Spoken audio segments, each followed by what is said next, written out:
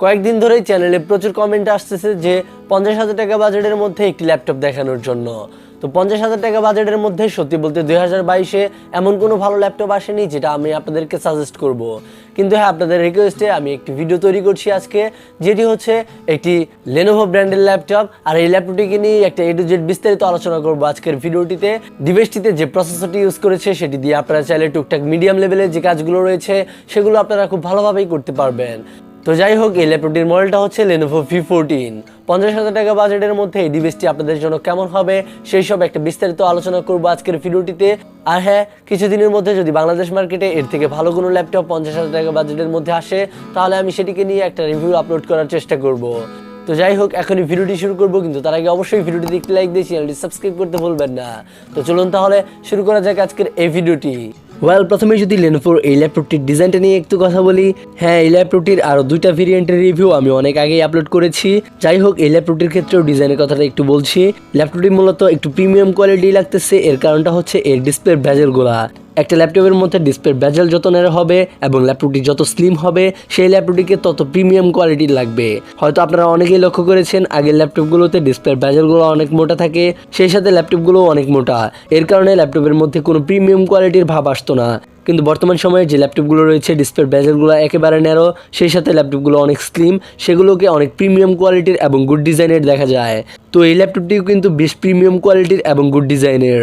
দেন ডিভাইসটিতে আপনার কিবোর্ড হিসেবে পেয়ে যাচ্ছেন একটি ফুল সাইজ স্ট্যান্ডার্ড কিবোর্ড। কিবোর্ডের কোয়ালিটিটা মোটামুটি ভালো, কিন্তু হ্যাঁ, এই ডিভাইসটিতে আপনারা ব্যাকলিটটা পাচ্ছেন না। এর ফলে হয়তো অনেকেরই একটু প্রবলেম হবে, বিশেষ করে রাতের বেলায় যারা একটু কাজকর্ম করেন বা ফ্রিল্যান্সিং করেন, ভিডিও এডিটিং করেন, এইসব ইউজারের ক্ষেত্রে। কিন্তু হ্যাঁ, টাচপ্যাডটা কিন্তু বেশ বড়সড়। আশা করছি এই টাচপ্যাডটা ইউজ করে আপনারা ভালো একটা ফিল পাবেন। এই ল্যাপটপটির স্পেসিফিকেশনের শুরুতে প্রথমেই এই ল্যাপটপটির প্রসেসরটা নিয়ে একটু কথা বলবো।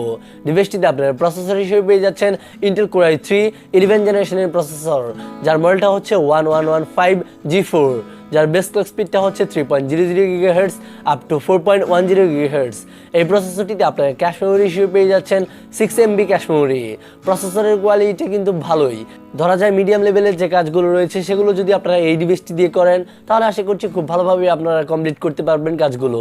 দেন ডিভাইসটিতে আপনারা ডিসপ্লে হিসেবে পেয়ে যাচ্ছেন 14 ইঞ্চির একটি ফুল এইচডি IPS ডিসপ্লে, যার রেজলিউশন হিসেবে থাকছে 1920x1080 পিক্সেল। ভাবতে পারছেন 50,000 টাকা বাজেটের মধ্যে এই ডিভাইসটিতে আপনারা IPS ডিসপ্লে পাচ্ছেন। তো সত্যি বলতে এটা আসলে একটা অভাবনীয় বিষয় যে 50,000 টাকা বাজেটের মধ্যে তারা এই ডিভাইসটিতে কিভাবে IPS ডিসপ্লেটা দিল। আর হ্যাঁ, এই ডিভাইসটির অ্যাকচুয়ালি প্রাইসটি কিন্তু 50,000 টাকা না, 50,000 থেকে 2-1,000 টাকা বেশি।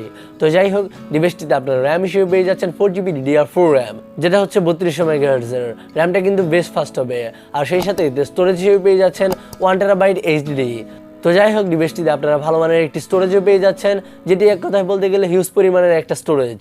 এবার যদি কথায় আসি এই ডিভাইসটির গ্রাফিক্স কার্ডটা নিয়ে, তাহলে এই ডিভাইসটিতে আপনারা প্রসেসরের সাথে গ্রাফিক্স কার্ড হিসেবে পেয়ে যাচ্ছেন ইন্টেল UHD গ্রাফিক্স, যার কোয়ালিটিটা হয়তো খুব একটা ভালো হবে না, জাস্ট টুকটাক কাজ চালিয়ে নিতে পারবেন সেরকম একটা পারফরমেন্স আপনাদেরকে দেবে। দেন এই ডিভাইসটিকে রান করার জন্য Lenovo এই ডিভাইসটিতে অপারেটিং সিস্টেম হিসেবে দিয়েছে ফ্রিডস। যদি কথায় আসি এর ব্যাটারিটা নিয়ে, তাহলে এতে আপনারা 2 সেল 38AH একটি ব্যাটারি পেয়ে যাচ্ছেন, যার ব্যাটারি ব্যাকআপটা অ্যারাউন্ড আমার মনে হয় 4 থেকে 5 ঘন্টা প্লাস পেয়ে যাবেন। হ্যাঁ, একজন হেভি ইউজারের ক্ষেত্রে এর থেকে একটু কমে আসবে, কারণ ব্যাটারির কোয়ালিটিটা খুব একটা ভালো না। আর একটা বিষয় হচ্ছে এই ডিভাইসটির সাথে যে চার্জারটা দিয়েছে সেটা অনেক ভালো, 65 ওয়াটের একটি ফাস্ট চার্জার, যেটি দিয়ে খুব অল্প সময়ের মধ্যে আপনারা এই ডিভাইসটিকে ফুল চার্জ করে নিতে পারবেন। ডিভাইসটিতে আপনারা উপরের টপ বেজেলটা 0.3 মেগাপিক্সেলের একটি HD ওয়েবক্যাম পেয়ে যাচ্ছেন, যেটি দিয়ে আপনারা টুকটাক ভিডিও কলিং এর কাজটা খুব ভালোভাবেই কমপ্লিট করতে পারবেন। আর এই ওয়েব ক্যামেরাটার মধ্যে প্রাইভেসি শাটারও রয়েছে, এটা একটা গুড সাইডই বলবো এই ল্যাপটপটির ওয়েব ক্যামেরার ক্ষেত্রে। দেন ডিভাইসটিতে আপনারা কানেক্টিভিটি অপশন হিসেবে পেয়ে যাচ্ছেন Wi-Fi 6 এবং ব্লুটুথ ভার্সন 5.0। এতে আপনারা পোর্টস কানেক্টর অ্যান্ড স্লট হিসেবে পেয়ে যাচ্ছেন একটি USB 3.2 Gen 1 type C port, একটি USB 3.2 Gen 1 type A port, একটি USB 2.0 পোর্ট, একটি HDMI পোর্ট এবং একটি headphone and microphone combo jack. সেই সাথে রয়েছে একটি SD কার্ড রিডার। বাজারের মধ্যে টাইপ সি পোর্ট সহ প্রয়োজনীয় বাদবাকি যে পোর্টসগুলো থাকা দরকার একটি ল্যাপটপের মধ্যে, সেগুলো কিন্তু প্রায় এই ডিভাইসটিতে সবগুলোই রয়েছে। তো আশা করছি পোর্টসগুলো নিয়ে কারো কোনো প্রবলেম হবে না। তো আমার কনফিগারেশনের পর্বটা প্রায় এই ডিভাইসটির ক্ষেত্রে শেষ। তো এবার তাহলে এই ডিভাইসটির 2টা গুড সাইড এবং এই ডিভাইসটির ওয়েটটা জানিয়ে শেষ করবো স্পেসিফিকেশনের পর্বটা।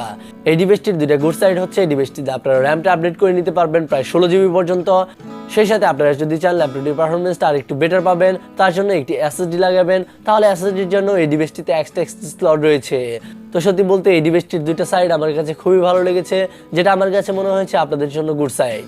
তো যাই হোক, এবার যদি ওয়েটের কথায় আসি, এই ডিভাইসটির ওয়েটটা হচ্ছে মাত্র 1.5 কেজি। তো একটা বড়সড় 14 ইঞ্চি ল্যাপটপ হিসেবে আমার কাছে এটা অ্যাভারেজই মনে হয়েছে। তো কথায় আসি এবার এই ডিভাইসটির বাংলাদেশ মার্কেটের প্রাইসটা। বর্তমান বাংলাদেশ মার্কেটে এই ডিভাইসটি আপনারা অ্যাভেলেবেল পেয়ে যাচ্ছেন, আর এই ডিভাইসটির অ্যাকচুয়ালি প্রাইসটা হচ্ছে 54,500 টাকার আশেপাশে। যদিও আমার কাছে মনে হয় এই ল্যাপটপটির প্রাইসটা কিছুদিনের মধ্যে একটু নিচে নেমে আসবে, তখন যদি আপনারা ডিভাইসটি নেন তাহলে হয়তো আরেকটু লাভবান হবেন। তো যাই হোক, পারফরমেন্সের কথায় আসলে ডিভাইসটি দিয়ে আপনারা ইন্টারনেট ব্রাউজিং, অফিসিয়াল ওয়ার্ক, টুকটাক ভিডিও এডিটিং, ফটোশপের যে কাজগুলো রয়েছে সেগুলো, অফিসিয়াল ওয়ার্ক এবং একদম স্টুডেন্টের জন্য এই ডিভাইসটি ভালো একটা ডিভাইস হবে এই বাজার সেগমেন্টের মধ্যে।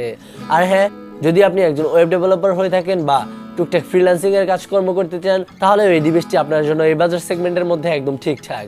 তো যাই হোক, ভিডিওটি আপনাদের কাছে কেমন লাগলো তা অবশ্যই কমেন্ট বক্সে কমেন্ট করে লিখে যাবেন, এবং ল্যাপটপটি আপনাদের কাছে কেমন লেগেছে সেটিও অবশ্যই চালিয়ে লিখে যেতে পারেন। তো ভিডিওটি দেখে লাইক দিয়ে চ্যানেলটি সাবস্ক্রাইব করতে ভুলবেন না। দেখা হবে কোনো পরের ভিডিওতে, সে পর্যন্ত সবাই ভালো থাকবেন, সুস্থ থাকবেন। That's it, thanks for watching this video.